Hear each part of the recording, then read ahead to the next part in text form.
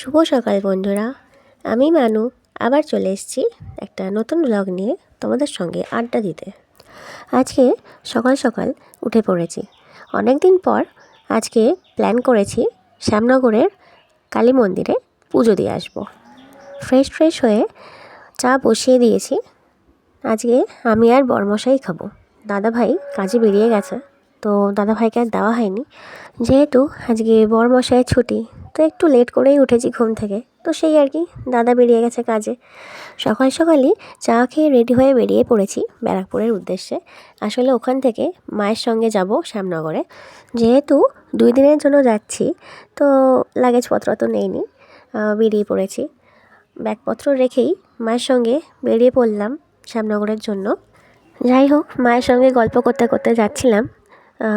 পরে জানতে পারি মাসি, মেসো, মাসির মেয়ে আর আমার দিদা সবাই মিলে আসছে, ওরাও ঘুরবে আমাদের সঙ্গে।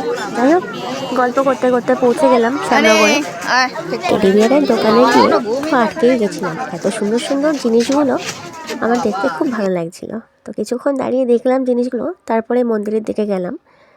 যেহেতু আমার মেজো জেঠু মারা গেছেন, মামাও মারা গেছেন, তো কেউই আর মন্দিরে ঢুকতে পারলাম না।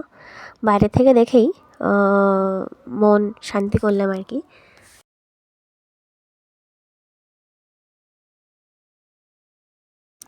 মন্দিরের সামনে এত সুন্দর ফুলের বাগান, কি আর বলবো, দেখে মুগ্ধ হয়ে গেছি।